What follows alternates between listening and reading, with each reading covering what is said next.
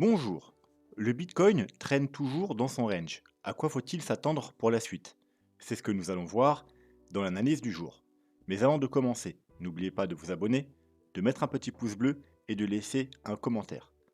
Alors, dans la vidéo du jour, on va jeter un petit coup d'œil au Bitcoin et à l'Ethereum, mais ce sera plutôt rapide, tout simplement parce que il n'y a pas grande évolution depuis les jours précédents. On en profitera donc pour faire autre chose et aller s'intéresser, comme je vous avais promis en début de semaine, aux données on-chain. Voilà, donc sans perdre de temps, on va jeter un petit coup d'œil à la cryptomap du jour qui est plutôt bien verte, hein. On a un rebond sur le Bitcoin, un petit rebond après une chute, on est en train de rebondir légèrement. Les altcoins, pour la plupart, bien qu'il y ait des petites exceptions, comme toujours, suivent la tendance et on peut voir des hausses de 2 à globalement 10% maximum. À part HBAR qui nous fait un petit 12%, mais globalement, voilà, c'est 2 à 10% pour la plupart des altcoins. Le crypto fear, toujours la même histoire, aux alentours des 60.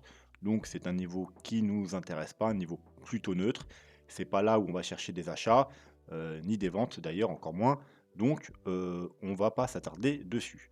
Le dollar, toujours pareil, aucun changement depuis hier. Il est toujours en train de traîner du côté de son gros support long terme, qui a déjà fait, qui a déjà fait un rebond ici pour aller rechercher les 0,382. Depuis, on a rechuté, on est revenu tester ce support, et bien là, on est en train de le travailler. On a une petite trendline baissière que si elle est cassée, qui pourrait nous donner un petit rebond. Rebond qui pourrait aller chercher dans un premier temps les 0,236. Et ce qui serait bien, c'est que si ça se produit, on s'arrête aux 0,236, puisque les 0,382, on les a déjà testés une fois. Donc on revient tester le support. Ce coup-ci, ce serait bien qu'il s'arrête au 0,236, au 23,6, puis qu'il rechute et voilà, qui casse enfin ce gros niveau de support long terme, hein. On va passer en weekly. Voilà, c'est le niveau qui a fait quasiment triple top ici. Donc, ancienne résistance devient nouveau support. Voilà, on aimerait bien casser ce gros support pour poursuivre la tendance baissière. En même temps, on ferait un nouveau plus bas et du coup, on installerait une tendance baissière long terme avec des plus bas de plus en plus bas et des plus hauts également de plus en plus bas. Alors, prudence quand même, parce que pour l'instant, eh bien, ce n'est pas encore fait. On est toujours sur un gros support avec un potentiel, je dis bien potentiel parce qu'il n'y a rien du tout qui est fait, mais W bottom qui se met en place. Pour ça, il faudra casser pour valider ce W bottom les 0,6. Si ça se produit, on aura un très joli W bottom weekly sur un gros support, ce qui est très bullish. Donc forcément, ce sera très bearish sur le Bitcoin et les cryptos. Qui plus est, le Bitcoin, eh bien lui, il nous fait l'inverse. L'Ethereum et le dollar est sur un gros support, le Bitcoin est sous une grosse résistance. Le orange, le gros rectangle orange qui est là, avec une résistance marquée des 28 000 aux 33 000 dollars. On bloque pour l'instant depuis 2 semaines sous les 28 000 dollars, au niveau des 28 000 dollars.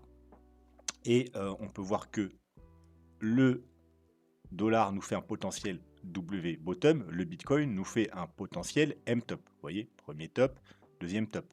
Si on devait casser le range par le bas, ça validerait en quelque sorte un M top. Et il faudrait s'attendre à une correction plus importante. Si par contre on arrive à casser le range par le haut, ça annulerait évidemment ce M top, du coup, parce qu'on aura fait un réel plus haut. Et vous voyez qu'également, on aura confirmation si on a une clôture daily au-dessus des 28 300 dollars. Parce que pour l'instant, vous voyez que on a fait une, 2, 3, 4, 5, 6, 7 mèches au-dessus des 28 300 dollars, mais aucune clôture journalière au-dessus de ce niveau. Donc c'est un niveau important qu'il faut arriver à casser. Attention, très gros risque de fake out. Donc vous aurez même mieux pour ceux qui voudraient jouer la cassure de ce range avec toute prudence en daily, attendre la cassure puis une confirmation d'une seconde bougie, parce qu'il y a des très gros risques de fake out, ou alors bien entendu jouer avec un stop serré, parce qu'il risque d'y avoir un fake out. C'est toujours une possibilité sur les gros niveaux. Ouais, on en a déjà eu un ici, on n'est pas à l'abri d'un second avec une clôture. Voilà, donc prudence, le dollar est sur un potentiel bottom, le Bitcoin sur un potentiel top. Voilà, pour l'instant, aucune confirmation de l'un ou de l'autre. Pour confirmer quoi que ce soit, il faudrait soit casser ce niveau-là sur le dollar pour le confirmer la tendance baissière et donc une tendance bullish sur le Bitcoin, soit casser ici pour confirmer une potentielle tendance haussière et du coup une potentielle tendance baissière qui sera validée sur le Bitcoin, bien entendu, si en même temps on casse le range par le bas. Voilà. Ceci étant dit, sur les plus petites unités de temps, on va passer en 1 heure. Qu'est-ce qui s'est passé hier? On avait une nouvelle rejection du haut du range, après un petit fake out, rejection. Je vous avais donné comme niveau alors là, c'est vraiment pour les traders de court terme, un niveau intéressant à regarder pour des achats dans ce rectangle vert, tout simplement. Hein, c'est comme d'habitude, on a un potentiel bottom, on a un mouvement haussier, on regarde quoi? Les 0,5, les 0,618, si on doit aller plus haut, c'est le niveau le plus intéressant à racheter. Donc on est venu, on va s'enlever ça, hop, chercher tout d'abord les 0,5, on a fait un petit rebond dessus, puis on a cassé et on est venu parfaitement, regardez, parfaitement toucher les 0,618. Donc niveau d'achat parfait pour un petit trade court terme, je rappelle bien court terme, hein, c'est pas pour un trade long terme. Et on est revenu, on a un rebond et pour l'instant ce rebond il bloque où? Bah, tout simplement sur le haut du range, cumulé à la petite zone de rechargement de short qu'on a sur ce mouvement baissier. Je vous rappelle, quand on a un mouvement baissier, placez toujours votre zone de rechargement de short, c'est-à-dire vous prenez le haut du mouvement, le point bas du mouvement, et vous prenez la zone entre les 0,618 et 0,786. Ça nous donne une zone de rechargement de short. Pourquoi zone de rechargement de short? Eh bien, parce que les gens qui, par exemple, sont rentrés en trade précédemment et qui n'avaient pas pris leur profit, qui n'avaient pas eu le temps de prendre leur profit, c'est là qui vont se dire: «Bon, j'ai loupé la prise de profit ici, je vais peut-être prendre des profits ici». Ceux qui ont pris un trade court terme ici, également. Donc si vous êtes entré en trade ici ou même ici comme moi je l'ai fait, vous êtes censé prendre des profits également à ce niveau-là. Ne serait-ce qu'un tout petit profit, mais voilà, prendre un petit profit parce qu'on est sur une résistance, on est sur une zone de rechargement de short.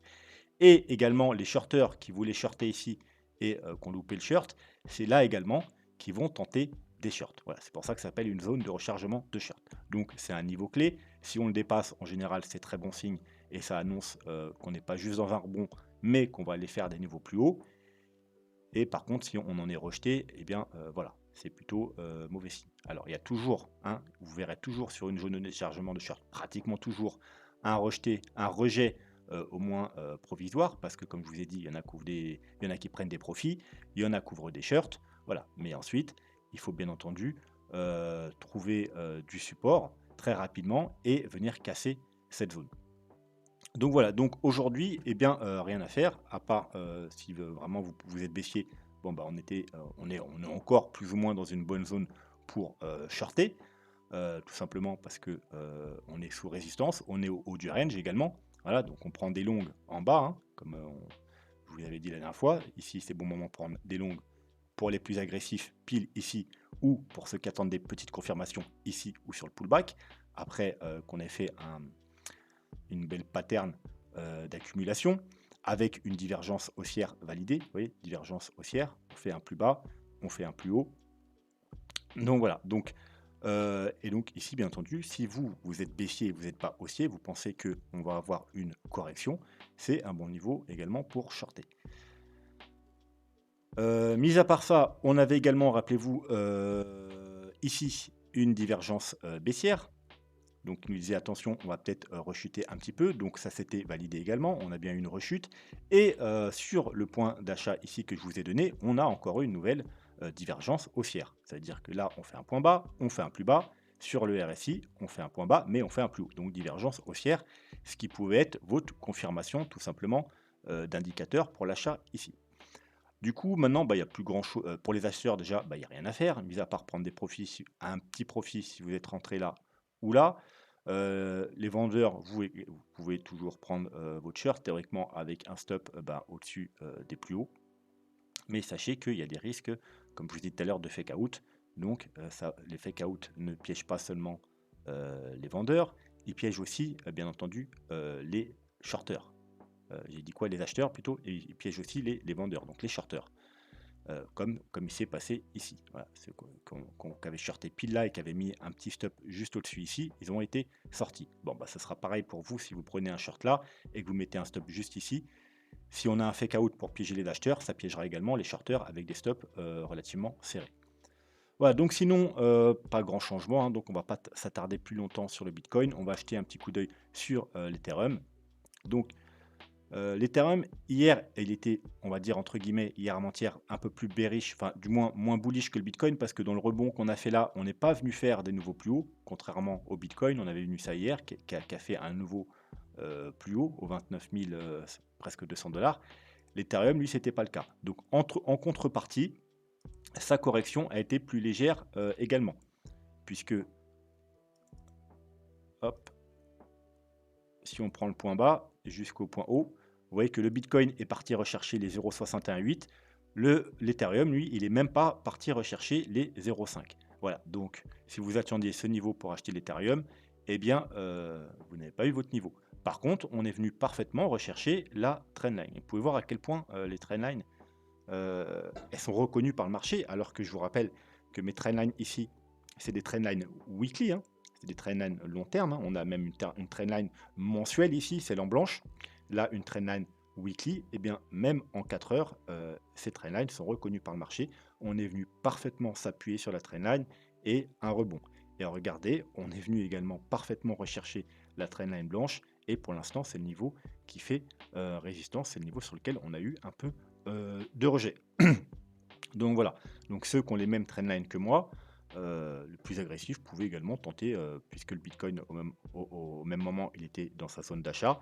L'Ethereum, il n'était pas dans sa zone d'achat Fibonacci, mais il était sur le support de la trendline. Voilà, donc l'Ethereum toujours sous résistance, hein. Alors là, pour l'instant, on est au-dessus de la trendline rose, mais je vous rappelle que ça n'a aucune incidence, hein. La cassure, vous voyez qu'on la casse à plusieurs reprises, on la travaille en fait depuis un certain temps. Tout simplement parce que ce qui nous importe, nous, c'est d'avoir des clôtures et des confirmations weekly au-dessus de cette trendline. Donc vous voyez qu'il y a 2 semaines, on a été rejeté. La semaine dernière, on va repasser en automatique. La semaine dernière, encore une fois, on a fait une mèche, mais on a été rejeté. Et cette semaine, pour l'instant, je dis bien pour l'instant, on est au-dessus. Donc si la semaine se clôture ainsi ou un peu plus haut, c'est déjà un très bon signal, parce que je vous rappelle que contrairement au Bitcoin, on n'a pas encore cassé cette trendline haussière. Bien entendu, il faudra attendre la semaine d'après pour avoir la bougie de confirmation, mais c'est déjà un très bon signe, puisqu'on aura fait quelque chose qu'on n'a pas fait depuis eh bien, tout simplement le mois de novembre 2021, c'est-à-dire repasser au-dessus de cette trendline. Alors, bien évidemment, au passage, hein, on aimerait bien qu'il clôture également au-dessus de la trendline blanche et de cette petite trendline plus court terme en bleu. Voilà, en gros, on a un trio de résistance. On aimerait bien qu'il clôture au-dessus de toutes ces résistances et ce serait plutôt bullish.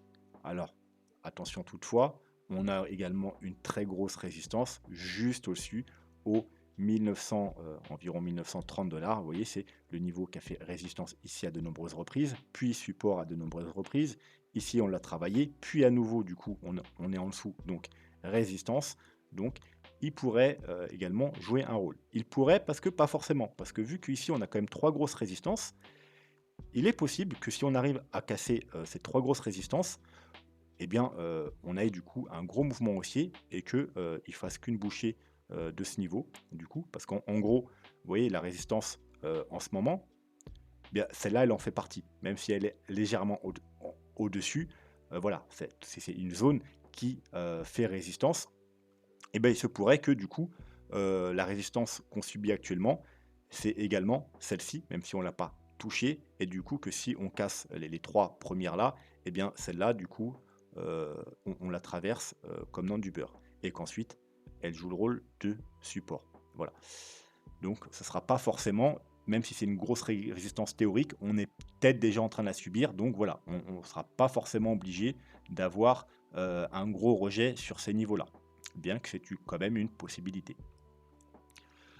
Donc pour l'Ethereum, ce sera tout. On va s'intéresser au sujet du jour. Alors, techniquement, si j'avais bien fait mon travail, j'aurais dû classer les graphiques que je vais vous proposer par thématique. C'est-à-dire, j'aurais dû faire une vidéo en deux-trois parties. D'ailleurs, c'est ce que je vais faire. Je ne vais pas tout vous proposer aujourd'hui parce qu'il y avait trop d'indicateurs à vous montrer. Mais j'aurais dû les classer ensemble pour vous faire chaque vidéo un thème sur ce que représente. En gros, deux-trois indicateurs, ils vont nous donner quelque chose. Deux-trois autres, voilà, et voilà. Bon, j'avoue, j'avais un peu la flemme et j'avais pas trop le temps, donc j'ai pas fait ça. Donc il y aura pas de thématique. Il y aura juste des indicateurs qui vont nous donner des informations et on va en discuter un petit peu. Donc il y en aura aujourd'hui et il y en aura dans une autre vidéo la semaine prochaine. Voilà, donc ce sera une vidéo un peu en deux parties. Et voilà, et j'ai pas classé les indicateurs, c'est pas ceux-là, ils vont pas ensemble et ceux de la semaine prochaine n'iront pas ensemble. C'est vraiment, voilà, j'en prends quelques-uns aujourd'hui, quelques-uns la semaine prochaine et voilà, il n'y a pas vraiment de thématique spécifique.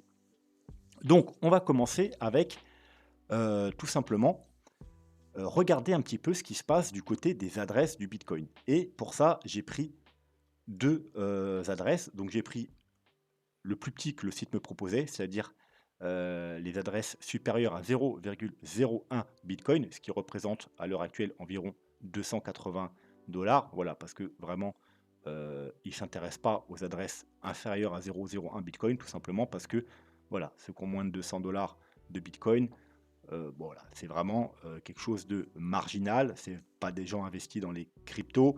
C'est peut-être des gens qui ont été curieux, qu'on leur a dit tiens, voilà, ils ont mis un petit billet de 100 balles ou un petit billet de 200 balles. Et voilà, donc c'est pas vraiment eux qui vont faire bouger le marché ou qui vont vraiment avoir une importance significative. Donc 0,01 Bitcoin, ceux qui ont plus de 280 en Bitcoin, théoriquement, si vous êtes dans les cryptos, eh bien, je pense que vraiment, que vous avez déjà investi dans les cryptos, vous devez tous faire partie euh, de ce graphique. Ensuite, j'ai voulu prendre les adresses des gros portefeuilles. Alors, le site me propose des adresses, là, moi j'ai pris supérieur à 10 BTC.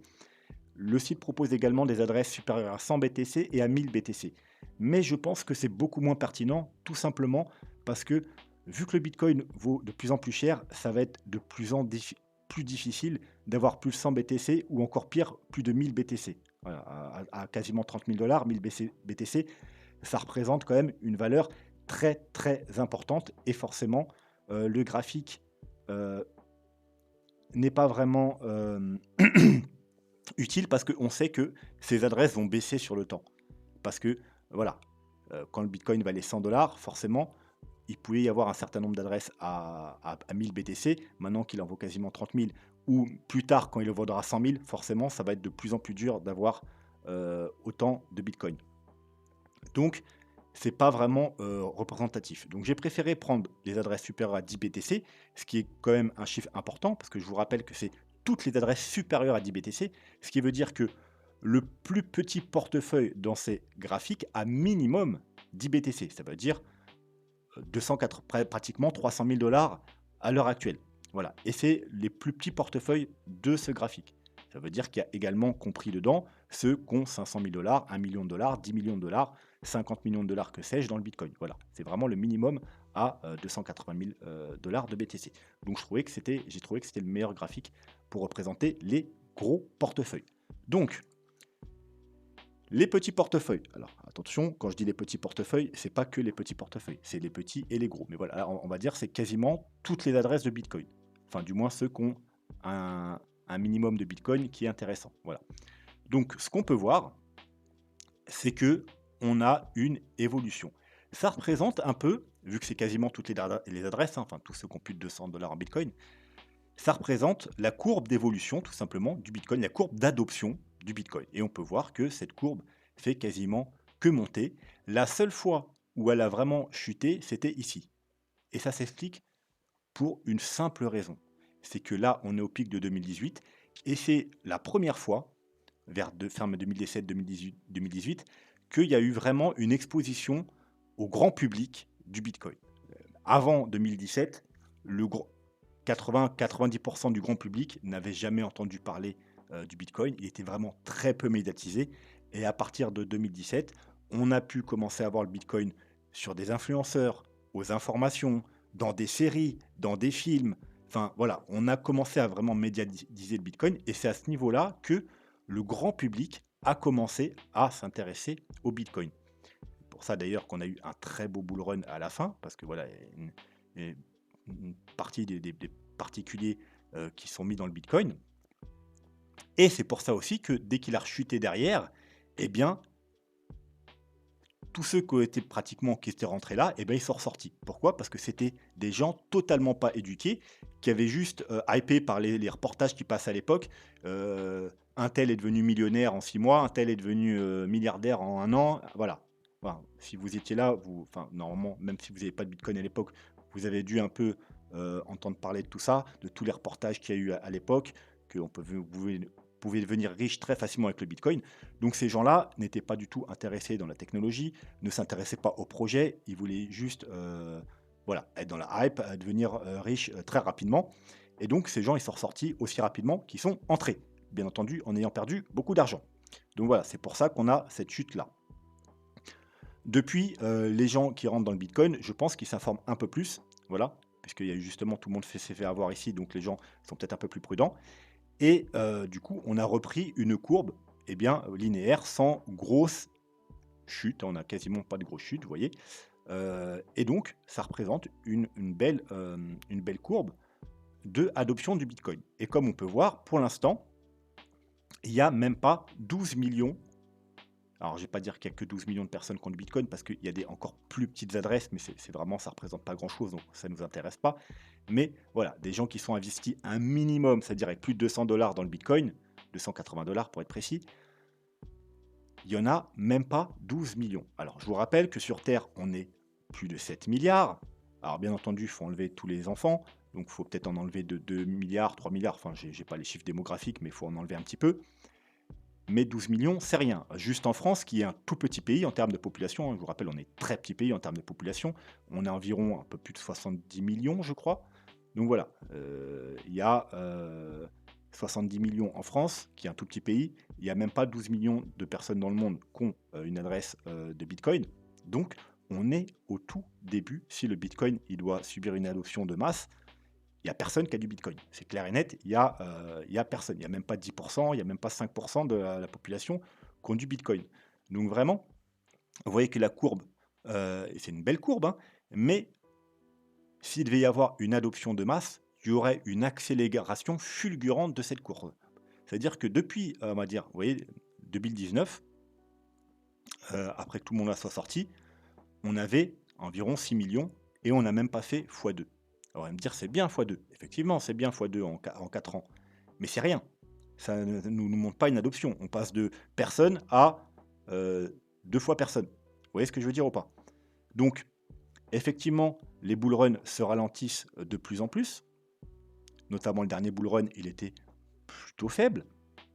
Mais je pense que si un jour, il devait y avoir vraiment une adoption de masse, c'est-à-dire on ne ferait pas x2 en 4 ans, mais on fera x10 ou x100, parce que c'est ça, s'il y a une adoption de masse, si vraiment le Bitcoin doit être adopté, eh bien, ce moment-là, on devrait avoir quand même un bull run assez intéressant de ce type-là. Voilà. Donc, effectivement, on pense que les bull runs vont toujours se ralentir, mais le jour où il y aura vraiment une adoption de masse, si ça arrive, hein, ce qui n'est pas du tout sûr, eh bien, on aurait droit, ce moment-là, à un bull run assez significatif. Voilà, grosso modo, c'est à peu près les informations qu'on peut en tirer de ce petit graphique, que eh bien, les adresses ne font qu'augmenter sur le temps. Donc le Bitcoin, il s'adopte doucement, mais sûrement. Les adresses qui ont plus de 10 Bitcoins. Eh bien, on peut voir que ça a augmenté sur le temps jusqu'à un certain temps, et depuis, eh bien, ça stagne, ce qui est plutôt normal, puisque c'est beaucoup plus difficile d'avoir 10 bitcoins maintenant qu'en 2012 où ça valait 5 $. Et ce qu'on peut voir aussi, c'est que, eh bien, depuis que ça stagne, on a quand même des hauts et des bas. Et ce qu'on peut voir, c'est que les gros portefeuilles, ils sont prudents, ils sont efficaces et ils font eh bien, ce que tout le monde devrait faire. C'est-à-dire, vous pouvez voir que, alors, hop, hop, hop, hop, hop. Ici, vous voyez, ils étaient d'un peu dans l'achat jusque environ le mois de février-mars 2021. Ça veut dire que jusqu'à ce que le Bitcoin était a dépassé les 30 000 $. Quand le Bitcoin a dépassé les 30 000 $, ils ont commencé à vendre. Et ils ont vendu toute cette période-là, hein, ce qui était un peu le top. Voilà, ils ont vendu des 30 000 $ au top. Et ils ont commencé seulement à vraiment racheter, parce qu'après on a eu, vous voyez, on a eu une période où c'est plutôt flat, où il ne s'est pas passé grand-chose, hein. Et ben ils ont commencé à racheter vers ici. Et grosso modo, quand le Bitcoin il est arrivé aux 20 000 $, ils ont commencé à récumuler. Vous voyez que depuis, ça réaccumule. Voilà, donc depuis les 20 000 $, tout l'été, ils ont accumulé. Ensuite, aux 15 000 $, ils ont accumulé. Et quand ils commencent à monter là, ils sont encore en train d'accumuler. Voilà, donc c'est exactement ce qu'il faut faire. C'est ce qu'on a fait nous en DCA également sur la chaîne. Donc, voilà, ils ont tout compris. Ils achètent au bon moment. Ils commencent à vendre au bon moment. Vous voyez, ils n'attendent pas les derniers moments. Dès que ça arrive, leurs profits sont assez hauts, ils commencent à vendre progressivement. Et ensuite, ils re-rentrent, tout simplement, quand le Bitcoin retrouve des prix intéressants. Donc vous allez me dire, c'est facile à faire en théorie, mais en pratique, c'est difficile. Oui et non. D'ailleurs, ceux qui suivent ma chaîne, théoriquement, ça ne doit pas être très dur. Et il y a des indicateurs qui nous permettent de faire ceci. Donc on va en voir un petit peu aujourd'hui. Et on va commencer par le Bitcoin MVR ratio. Alors, on ne va pas expliquer en détail tous les indicateurs, sinon la vidéo elle va durer 1h30, et je sais que déjà quand elle dure 45 minutes, ça gueule. Donc voilà. Donc on va très rapidement présenter. Donc qu'est-ce que c'est que le MVR-V ratio? Tout simplement, alors, c'est une approche alternative pour le market cap, pour mesurer la valeur du network. Donc, au lieu d'utiliser le prix tradé, hein, parce que le prix du Bitcoin, en fait, c'est quoi? C'est comme tout actif, c'est tout simplement le prix auquel il se trade à l'instant T. Donc, c'est l'accord entre les vendeurs et les acheteurs. Ça va fonctionner différemment. Donc, pour calculer le MVR ratio, ils vont utiliser la valeur payée de tout le coin en circulation par la valeur du marché des jetons, en fait, voilà, des jetons,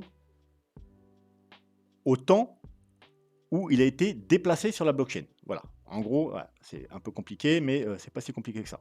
Donc, market cap divisé par realized cap. Donc, en gros, c'est pas l'important de comprendre vraiment l'indicateur, mais plutôt le graphique. Donc, ce qu'on peut voir, c'est que là, on a le prix du Bitcoin en jaune, et là, on a ce fameux ratio. Et ce qu'on peut voir, c'est qu'il suit à peu près la courbe du Bitcoin, mais il va nous donner des informations. C'est-à-dire que là, on a un niveau, globalement. Alors, pour simplifier, en gros, il nous donne plutôt une valeur intéressante pour le Bitcoin. Il nous donne une valeur juste du Bitcoin quand on est aux alentours des 1. En gros, ça nous donne une valeur du Bitcoin qui est à peu près juste. On va dire ça comme ça. Et quand on s'éloigne fortement des 1, ça nous donne plutôt une valeur qui est surévaluée. Ça veut dire que ce n'est pas le moment d'acheter. Et quand on est au niveau des 1 ou même sous les 1, ça nous donne un Bitcoin du coup qui est dévalué et donc qui est très intéressant à l'achat. Et vous pouvez voir qu'à chaque fois qu'on est passé sous les 1, ici, c'était un bottom. Ici, toute cette zone-là, c'était la zone de bottom. Ici, en 2018, quand on est passé sous les 1, c'était le bottom. Encore une fois, ici, au choc du Covid, on est passé rapidement, mais encore une fois, c'était un bottom. Et pour finir, ici, on est passé, dès qu'on est arrivé aux 20 000 $, on est passé sous les 1 et on y est resté jusqu'à ce qu'on repasse au-dessus, excusez-moi, des 20 000 $. Donc encore une fois, meilleure période d'accumulation. Donc vous voyez que cet indicateur, je vous l'avais déjà donné l'année dernière. Donc ceux qui suivent ma chaîne, c'est un des indicateurs qui vous ont permis d'accumuler entre les 20 000 et les 20 000. Donc, toute cette période-là, pendant 6 mois, accumuler du Bitcoin. C'était pas le seul, hein, je vous en donnais pas mal d'indicateurs, mais voilà. Donc, il peut également nous dire que potentiellement, le bear market est fini. Pourquoi? Parce qu'en général, quand on passe sous cette zone et quand on repasse au-dessus, eh bien, vous voyez que, du moins précédemment, à chaque fois, c'était le nouveau bull run qui démarre. Vous voyez qu'on vient en dessous et quand on arrive à repasser au-dessus, eh bien, nouveau bull run. On vient en dessous, nouveau bull run, on vient au-dessus, nouveau bull run. Bon, bah là, on est passé au-dessus. On a même eu un petit pullback quand on est venu toucher les 19 000 dollars. Normal. On est passé sous les 20 000 dollars. Il est revenu au 1.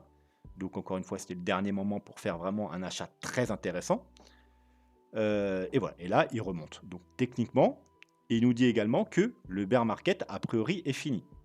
Quoi qu'il en soit, si jamais on devait rechuter, si on repasse en dessous les 1, vous saurez que c'est un très bon moment pour refaire des achats. Voilà. Et à l'inverse, ce qu'on peut voir, c'est que contrairement au Bitcoin, qui fait des hauts de plus en plus hauts, hein, normal, il est en tendance haussière, lui, il nous fait des hauts de plus en plus bas. Tout simplement parce que les bull runs du Bitcoin sont de moins en moins euphoriques, sont de plus en plus réalistes. Voilà, on fait plus des fois 1000 comme à l'époque. Et donc, la valeur, non, le prix du Bitcoin s'éloigne de moins en moins de sa valeur juste. Voilà, donc on peut voir qu'au départ, on était quasiment au, est-ce que je peux voir, au 7, voilà. Ensuite, prochain bull run, on est allé au 5,80. Prochain bull run au 4,19. Et le dernier bull run seulement au 3,90, pratiquement 4. Voilà. Donc, ça peut nous donner une indication que si on continue comme ça, excepté, comme je vous ai dit juste avant, si on devait avoir vraiment une adoption de masse, une vraie adoption de masse, et que là, on pourrait retrouver un bull run, vraiment bull run, donc là, ça pourrait changer.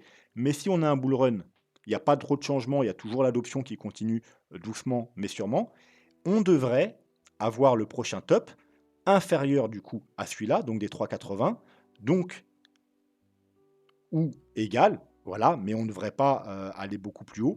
Donc, si, au moment où on va arriver, je dirais, il faudrait surveiller, vous voyez qu'on casse ce niveau, au niveau des 3, entre les 3 et les 5, techniquement, ce sera le meilleur moment pour revendre ou au moins pour commencer à prendre des profits. Parce que ce sera sûrement, probablement, le top du prochain bull run.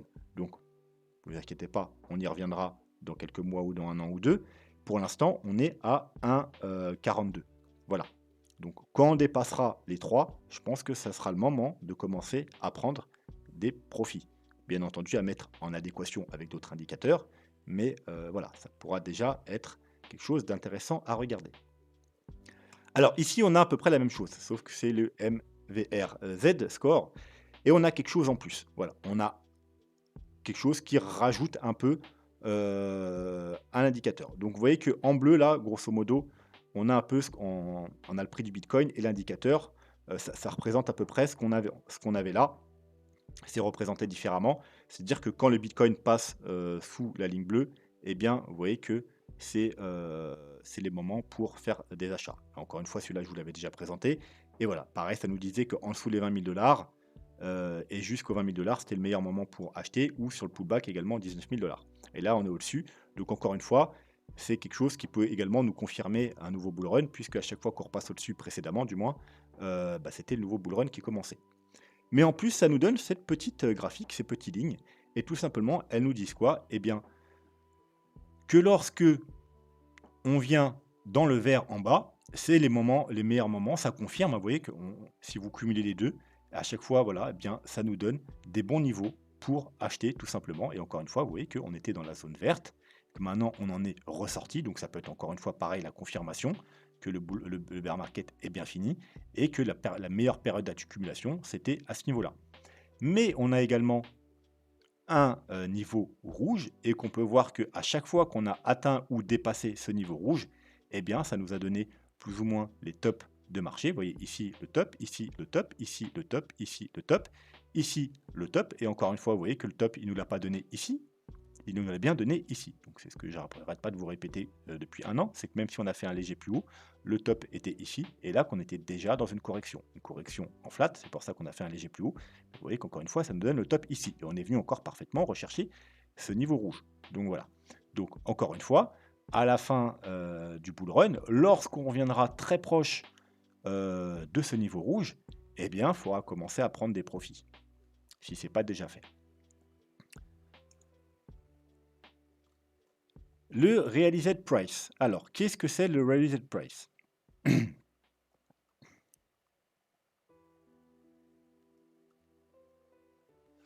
Alors, où c'est que je pourrais trouver les meilleures indications? D'accord. Donc, c'est alors le Bitcoin prix réalisé, c'est la valeur de tous les Bitcoins au prix auquel ils ont été achetés, divisé par le nombre de Bitcoins en circulation. Donc, globalement, ça nous donne le prix moyen d'achat des Bitcoins à un instant T. Donc, au lieu de nous donner le prix du Bitcoin, ça nous donne, par exemple, aujourd'hui, on est le 31 mars, le prix du Bitcoin, c'est 28 000 $ environ. Et bien là, ça va nous donner aujourd'hui le prix moyen auquel les Bitcoins ont été achetés. Donc, vu que ça nous donne les prix moyens de tous les Bitcoins qui ont été achetés depuis tout le temps, eh bien, en plus, ça va nous donner plus un prix des holders. Parce que ceux qui l'ont acheté il y a 3 jours, ils vont représenter, dans cet indicateur, eh bien, très peu de personnes. Voilà. Donc, il y a beaucoup plus de personnes qui ont acheté durant tout ça que durant les 3 derniers jours ou la dernière semaine. Donc, ça va même pratiquement, je dis bien pratiquement, nous donner le prix moyen d'achat du Bitcoin des holders. Mais grosso modo, pour être précis, ça nous donne le prix moyen des Bitcoins, de tous les Bitcoins achetés aujourd'hui, enfin depuis aujourd'hui et par le passé. Donc, ce qu'on peut voir déjà, c'est que, encore une fois, eh bien, quand on vient sous ce prix, ça veut dire qu'en gros, le prix est sous le prix moyen d'achat des Bitcoins, eh bien, c'est le meilleur moment pour acheter à chaque fois, hein, il n'y a pas d'erreur. Et encore une fois, vous voyez que c'était sous les 20 000 $, le meilleur moment pour acheter. Et également, on a fait encore une fois le petit pullback aux 19 000 $. Hein, je vous rappelle, c'est ce pullback-là hein, que nous, on a racheté. Ça nous dit que c'était un très bon moment pour racheter du Bitcoin. On est venu retoucher cette fameuse petite ligne. Donc, ce niveau actuellement, aujourd'hui, par exemple, il est à 20 000 $. Voilà, il est à 20 000 $. Vous voyez qu'il y a le prix en USD et le realized price. Donc, si je mets au terme d'aujourd'hui, voilà, 19 720 000 $. Donc, ça veut dire que aujourd'hui, le prix moyen d'achat des bitcoins, c'est 20 000 $. Ça veut dire que si vous avez, vous, un prix moyen au-dessus des 20 000 $, eh bien, vous êtes, disons, entre guillemets, du mauvais côté, hein, même s'il n'est pas trop éloigné des 20 000 $, ça va, mais par rapport au prix moyen. Alors bien entendu, dans ce prix, il ne faut pas oublier qu'il y en a qui ont du Bitcoin depuis plusieurs années et qu'il y a des Bitcoins qui ont été achetés à 10 $, à 100 $, à 1000 $, voilà, etc., etc. Moi, par exemple, si je devais faire mon prix moyen d'achat du Bitcoin, vu que j'en ai accumulé de 3 à 10 000 $ et j'en ai accumulé de 15 à 20 000 $, je dois avoir un prix moyen qui tourne aux alentours des 10 000 $. Donc, je suis plutôt du beau côté de la balance, c'est-à-dire sous les 20 000 $. Voilà. Bon, comme je vous ai dit, si vous avez un prix moyen, par exemple, je ne sais pas, 25 000 $, vous n'êtes pas trop éloigné de ce prix-là, donc c'est raisonnable.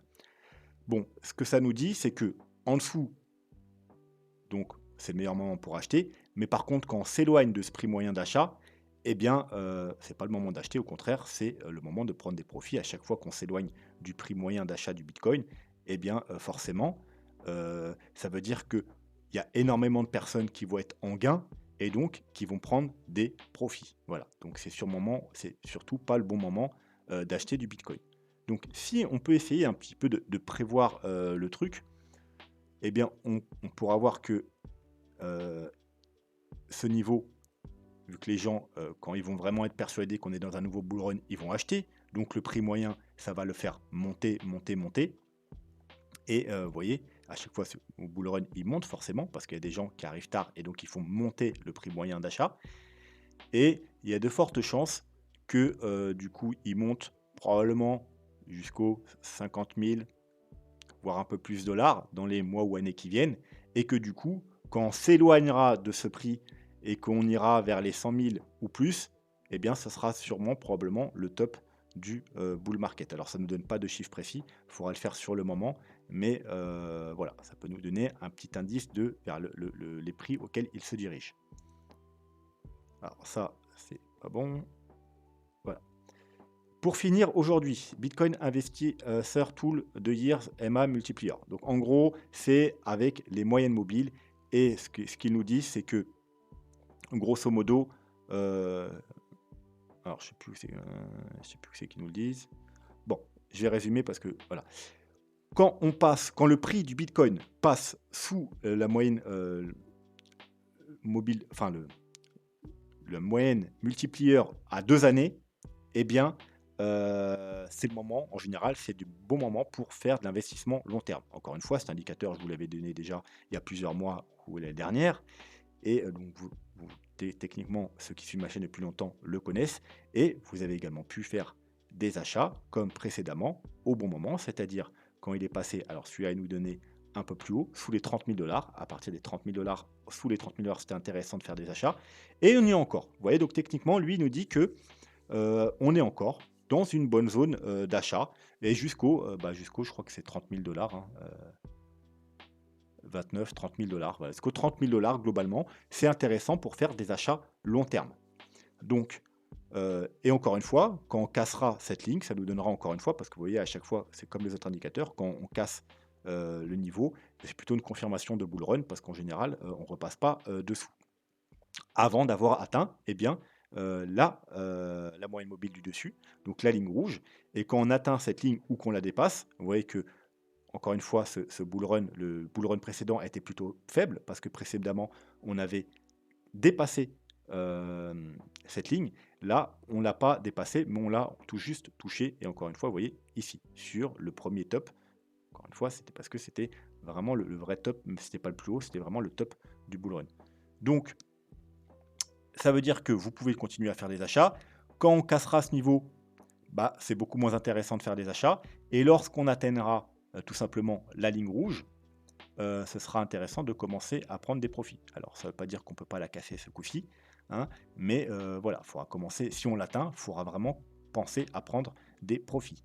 Et vous voyez que pour l'instant, cette ligne se trouve à environ 175 000 dollars. Alors, bien évidemment, vu que c'est moyenne mobile 200, elle va descendre encore un peu. Vous voyez que là, elle a monté jusqu'ici, alors qu'on était bien descendu, parce qu'elle retarde forcément.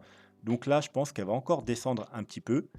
Elle va se rapprocher des 100 000 dollars pour ensuite remonter un petit peu avant la fin du bull run. Vous voyez qu'en général, avant la fin du bull run, dans la dernière partie du bull run, elle remonte un peu. Donc, globalement, je pense que d'ici un an, entre 1 an et 2 ans, donc vers la fin du prochain bull run, elle se situera cette ligne entre les 100 et les 150 000 dollars. Voilà, ce qui voudrait dire que si on atteint pile la ligne, le prochain bull run devrait se terminer entre les 100 et 150 000 dollars. Après, effectivement, si on a une adoption ou une euphorie comme les précédents bull run, on pourra dépasser ce niveau et peut-être aller rechercher les 200 000, 300 000 dollars, que sais-je.